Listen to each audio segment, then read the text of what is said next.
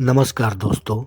साहित्य, पत्रकारिता और जनसंचार का एक छात्र होने के नाते आज हम बात करेंगे देश के कुछ ज्वलंत मुद्दों पर, जिसके अंतर्गत लोकतंत्र के चौथे स्तंभ से संबंधित आधुनिक हिंदी साहित्य के एक प्रख्यात व्यंग्यकार, हास्यकार एवं साहित्यकार द्वारा कलमबद्ध किए गए लेखनी के कुछ प्रासंगिक प्रसंगों का व्याख्या एवं विश्लेषण करेंगे, जो आज के दौर में भी सार्थक है।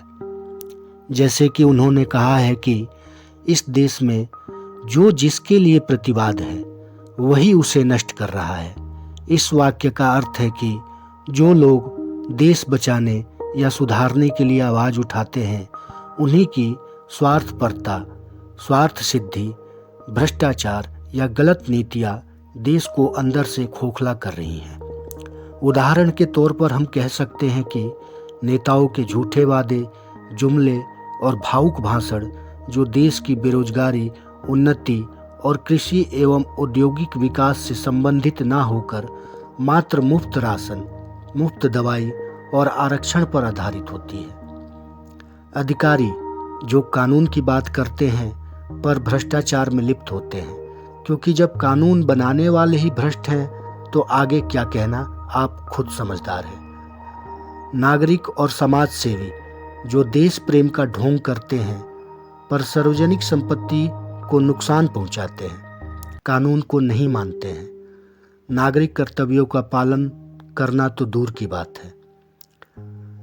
सारी दुनिया गलत है, मैं सही हूँ, यह एहसास बहुत दुख देता है। दुनिया के पगले शुद्ध पगले होते हैं, लेकिन भारत के पगले आध्यात्मिक, क्योंकि दुनिया के लगभग प्रत्येक देश में एक धर्म है, परंतु भारत में विभिन्न धर्म, संस्कृति और समाज है, इसलिए यहाँ आध्यात्मिक पगले हैं। 24 घंटे देश की दुर्दशा की बात होती है, पर बातों से कहाँ देश सुधरता है।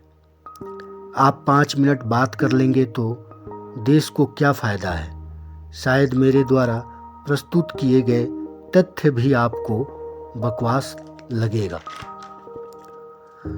आगे हरिशंकर परसाई जी कहते हैं कि जनता उन मनुष्यों को कहते हैं जो वोटर हैं और जिनके वोट से नेता मंत्री बनते हैं। इस पृथ्वी पर जनता की उपयोगिता मात्र इतनी है कि उसके वोट से मंत्रिमंडल बनते हैं। अगर जनता के बिना सरकार बन सकती तो जनता की कोई ज़रूरत नहीं होती। यह ठीक वैसे ही है जैसा कि जनता कच्चा माल है, पक्का माल मंत्री आदि बनते हैं। पक्का माल बनने के लिए कच्चे माल को मिटना ही पड़ता है, जिसका नतीजा यह निकला कि आज की राजनीति और नौकरशाही सिर्फ अपना लाभ देखकर आगे आने वाली पीढ़ियों का भविष्य बिगाड़ने की क्रिया प्रतिक्रिया में लगी हुई है।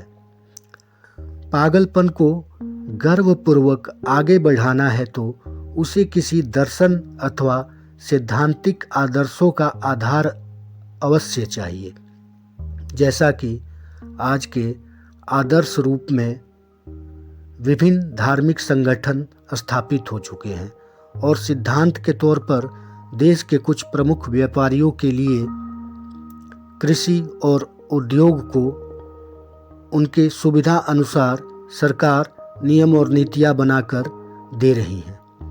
और अंत में हरिशंकर जी के कुछ वाक्य, जिसका अर्थ आप स्वयं ढूंढ लीजिएगा। ऐसा है कि इस कौम की आधी ताकत लड़कियों की शादी करने में जा रही है, पाव ताकत यानी कि 250 ग्राम छिपाने में जा रही है। शराब पीकर छिपाने में, प्रेम करके छिपाने में, घूस लेकर छिपाने में बची हुई पाव ताकत से देश का निर्माण हो रहा है। तो जितना हो रहा है बहुत हो रहा है, आखिर 1/4 ताकत से कितना होगा। हमारा गणतंत्र ठिठुरते हुए हाथों की तालियों पर टिकी है। गणतंत्र को उन्हीं हाथों की ताली मिलती है जिनके मालिक के पास हाथ छिपाने के लिए गर्म कपड़ा नहीं है। इसका अर्थ आप स्वयं ही ढूंढिएगा। और इन सब का निष्कर्ष मैं वर्तमान के समय को देखते हुए बताऊं तो फिर सुनो। इंसान का शौक भी अजीब है। कुत्ता, बिल्ली, घोड़े जैसे जानवरों को कैद करके पालतू दास बना लेते हैं। फिर मनुष्यों को कैद करने के लिए नियम कानून बनाकर उन्हें पालतू और दास बनाने की गलतफहमियां भी पाल लेते हैं। दो चार उड़न खटोले के जैसे लोहे और टीन के डब्बों में बैठकर दुनिया नापने का भ्रम पाल लेते हैं। कुछ अस्त्र शस्त्र, गोला बारूद इकट्ठा करके दुनिया पर राज करने का भ्रम भी इंसानों को हो जाता है, लेकिन शायद उन्हें नहीं पता जो हथियार और ज्ञान तुम्हारे लिए दूसरों का नाश कर दास बना सकते हैं, वही हथियार और ज्ञान एक दिन तुम्हारा विनाश भी कर देंगे। इसलिए मन के तरंग को मारकर जियो और जीने दो। कुछ वाक्यों का अर्थ आप अपनी वर्तमान आधुनिक स्थिति एवं परिस्थिति के अनुसार जरूर ढूंढिएगा।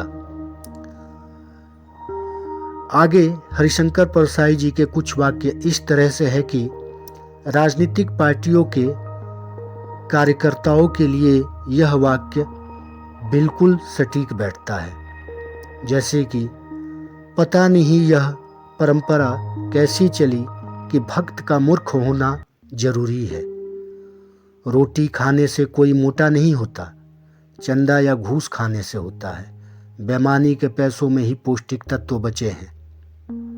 अंततः मैं यह कहते हुए अपनी वाणी को विराम दूंगा कि अन्याय के विरुद्ध जिसकी आवाज़ बुलंद नहीं होता, वह लेखक या कलाकार नहीं बन सकता।